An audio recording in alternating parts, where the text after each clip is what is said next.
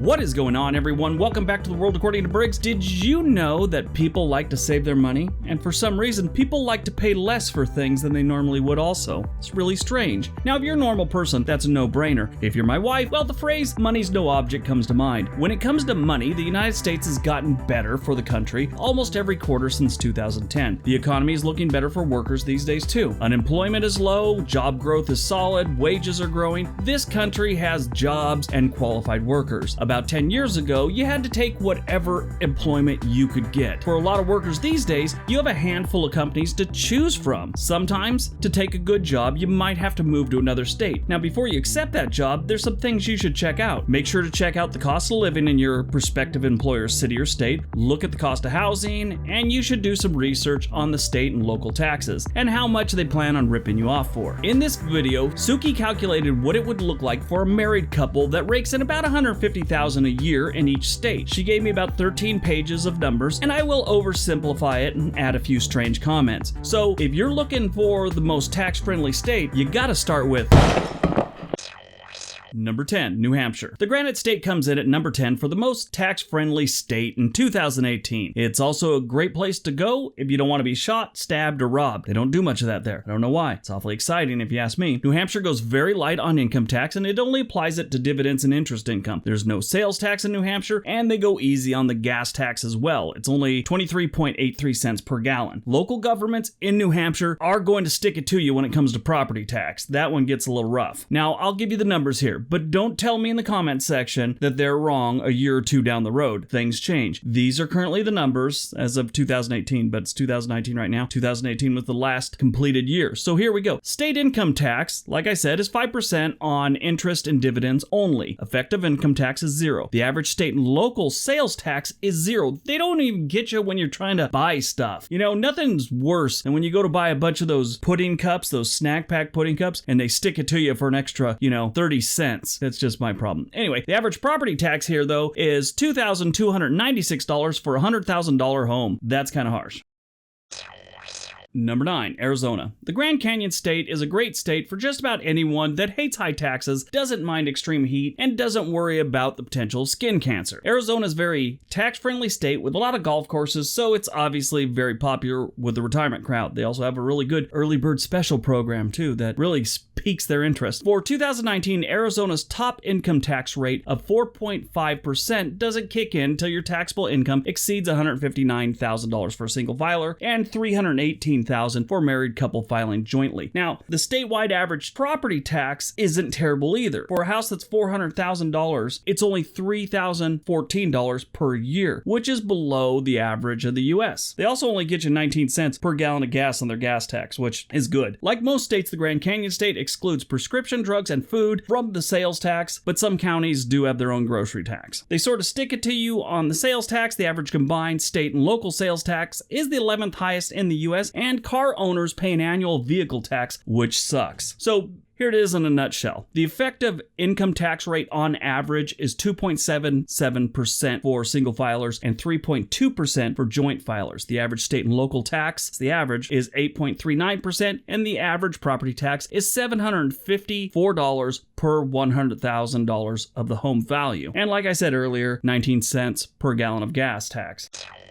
Number 8, North Dakota. North Dakota has become a great place to relocate to in the last decade or so. The cost of living is very low and housing prices are even lower. The Rough Rider State, which is one of its nicknames, its income tax rate is strangely low even for the top earners. So for all of you tech tycoons, maybe the Peace and Garden State is for you. And yes, that's another one of its nicknames. You may freeze to death during the winter, but that's a small price to pay for low taxes. Property taxes in North Dakota is where they make their money. It's just above the national average. The tax on a $400,000 home owned by the hypothetical couple is estimated to be about $4,223 per year, still less than I'm paying here in Oregon. At 23 cents per gallon, gas tax in North Dakota is also well below the national average of 31.7 per gallon of gas. Now here it is. The state income tax is 1.1% for income of $39,000 or less for single filers, 65 for families or people filing jointly, 2.9% on taxable income over $433,000 a year. So 2.9 is really nothing. I mean, 0 0 is great, but 2.9 is really low. The average state and local sales tax is 6.85%, where you compare it to California, and I think last time I checked, they were like, God, I don't even know, 7.25%, and then you add in all the county and city taxes, and it gets up there. But yeah, 6.85 is not terrible. The average property tax is $1,056 for every $100,000 of home value. Like I said, 23 cents per gallon of gas tax.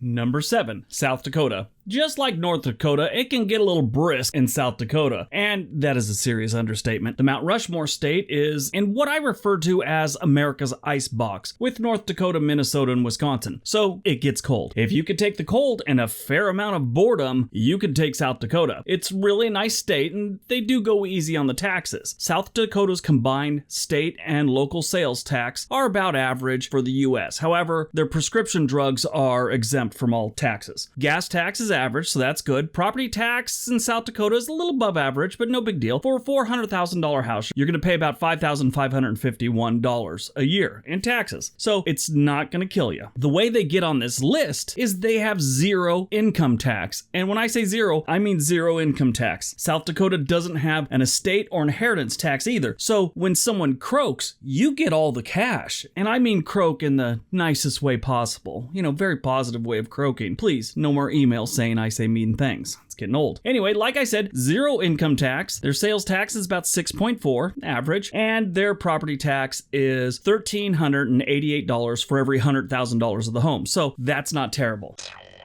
Number 6, Alaska. If you like it wild and you don't mind dodging moose on the interstate, think about Alaska. That's a real problem. Moose on the highway, and subsequently moose on the bumper, and possibly, if you're going fast enough, moose on the windshield and your luggage rack, and it requires a hose. Moving on. Gas tax in the last frontier are the lowest in the U.S., and Alaskans pay no state income tax or state sales tax. Now, local, municipalities and stuff can add their own sales tax if they want. The average sales tax that they've put on there is about 1.5%. Not a lot. Alaska's largest city has no sales tax. And as far as property tax goes, if you purchase a home for $400,000 in Alaska, your estimated property tax bill would come to about $4,936. That's a tad above the national average, but all the other things are pretty low. They also have some funky laws that let you pay a reduced property tax if your house is under construction. So this is the hustle. You'll drive down the highway and you see all kinds of roads with that Tyvek siding, white stuff on the side of their house, and then they can say, it's under construction. I'm not sure how many years. I heard a couple different things that it could be like 2 years in a row, and I've heard it could be as many as 5 years. So people just leave that Tyvek on there till they pull the reduced tax thing on them, and then they,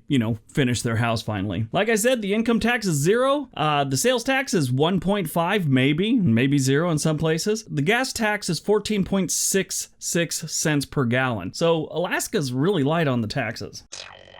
Number 5, Washington State. Washington is a little bipolar when it comes to taxes, and I mean bipolar in the nicest way possible. They are really easy on the taxes, and then they go a little crazy with the taxes, but in the end, it isn't that bad. What gets them this high on the list is residents here make far more money on average than other residents of states with no income tax. The average combined state and local sales tax rate in Washington is the 3rd highest in the country, so that's bad, and their gasoline tax is the 4th highest in the country. Property tax in Washington is more modest. For a $400,000 home, you're probably looking at about $4,499 per year, which is close to the national average. It's that no state income tax that makes this place great. When I worked at Comcast, I would have been saving somewhere around $750 a month if I just would have gone across the bridge and lived in Washington State. I could have still kept my job at Comcast. I mean, it would add an extra 20-30 minutes to my commute a day, but I would have been saving $750 a month. It just didn't seem worth it at the time. Like I said, state income tax is 0. State effective income tax is 0. The average state local sales tax is about 9.21%, so that's kind of high. The average property tax, you're going to be paying about $1,125 per 100,000 on the home, and the gas tax is 49 cents per gallon. That's kind of harsh, but still, that no income tax is great in Washington.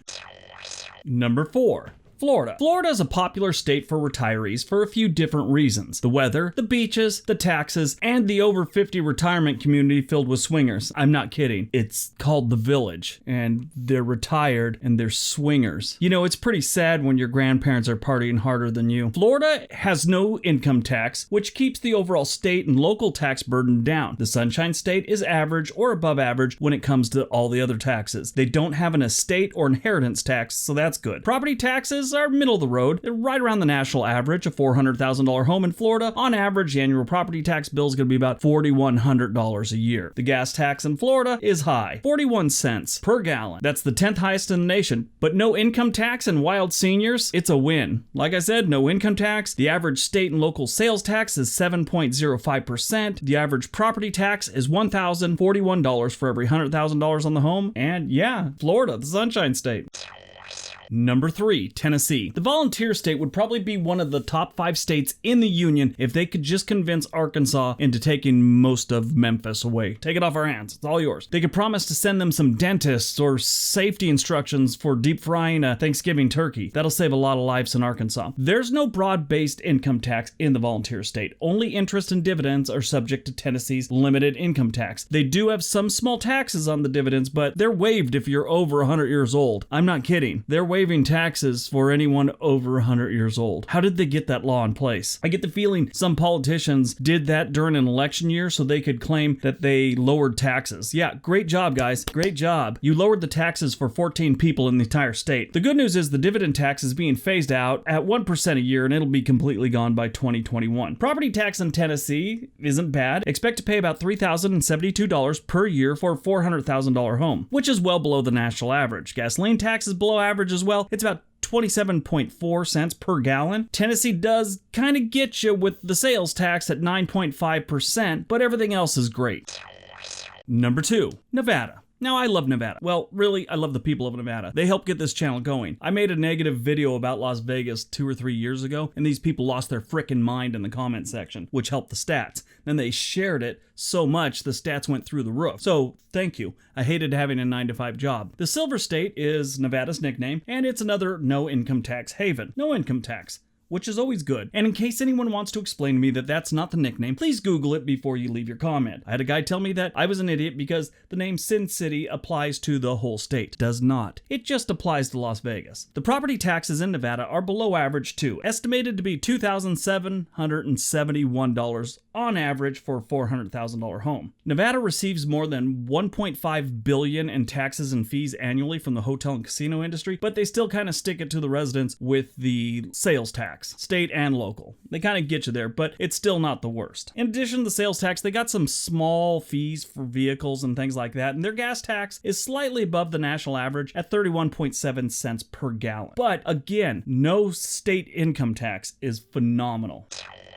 And number 1, Wyoming. Wyoming is cowboy country. There are a lot of residents here that would be perfectly fine with getting rid of cars entirely and just riding horses. The state's nickname is the Equality State, which is the official name, but most people know it as the Cowboy State. Why Wyoming takes the top spot? It's because of the ample revenue from the mineral and energy extractions that continue to flow through the state. This makes it much easier on the residents when it comes to tax burden. I mean, they're getting their money elsewhere. They don't need to jack ma and pa kettle. There is no income tax in Wyoming. Zero, zilch, nada, nothing. You keep what you make as far as the state's concerned. The IRS, on the other hand, is a little more hard-nosed when it comes to income tax. The state's sales tax rate is also the 3rd lowest in the country for states with sales tax. And there's only 2 cents per gallon when it comes to gas. And at 2 cents a gallon, Wyoming has the lowest beer tax in the country.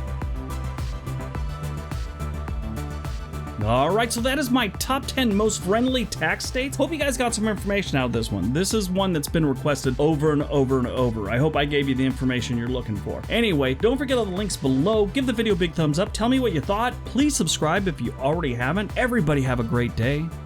Be nice to each other.